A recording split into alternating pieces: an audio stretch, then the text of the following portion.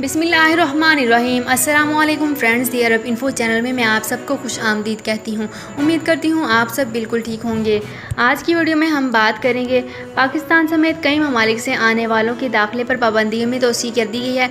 ये तोसी कब तक की गई है और कितने ममालिक पर यह पाबंदी लगाई गई है, इन सब की तमाम डिटेल्स आज की वीडियो में ही आप लोगों के साथ शेयर करूँगी। लेकिन उससे पहले आपसे एक छोटी सी रिक्वेस्ट है कि अगर आप हमारे चैनल पर नए हैं तो हमारे चैनल दी अरब इन्फो को सब्सक्राइब कर लीजिए, वीडियो को लाइक कर लीजिए और वीडियो को लाजमी से लास्ट तक देख लीजिए। बेल आइकन को भी प्रेस कर लीजिए ताकि हमारी हर नई आने वाली वीडियो का नोटिफिकेशन सबसे पहले आप तक पहुंच सके।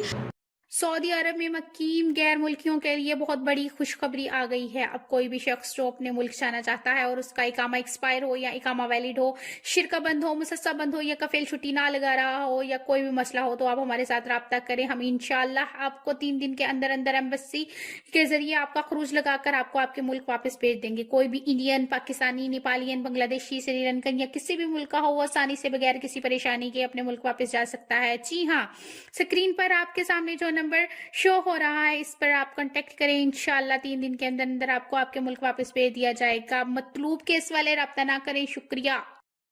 तो फ्रेंड्स, करते हैं अपनी आज की वीडियो को स्टार्ट। यहाँ पे मैं आपको बताती चलूँ कि सल्तनत ओमान ने खुशी के रास्ते जीसीसी के शहरियों के सफ़र पर पाबंदियाँ ख़त्म कर दी हैं, जबकि कोरोना वबा से मुतल्लिक दीगर पाबंदियों में भी नरमी का फैसला किया गया है। ओमान के सरकारी टीवी पर जारी बयान में कहा गया है कि Sudan, Brazil, Nigeria, Tanzania, Sierra Leone, Ethiopia, बरतानिया, इंडिया, पाकिस्तान, बांग्लादेश, मिस्र और फिलिपाइन से आने वाले मुसाफिरों के दाखिले पर पाबंदी में तोसी की गई है। ओमानी टीवी का कहना है कि थाईलैंड, मलेशिया, वियतनाम से आने वालों को भी सल्तनत ओमान में दाखिल होने की इजाज़त नहीं दी गई है।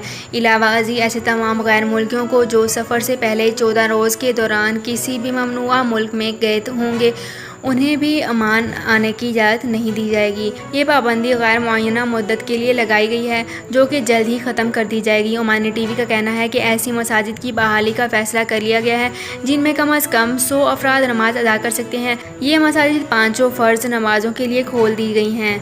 बयान में कहा गया है कि 50% तक गुंजाइश के साथ कारोबारी, सरकारी और सरगर्मियां बहाल करने की इजाज़त दी गई है, जबकि शादी घर भी खोल दिए गए हैं।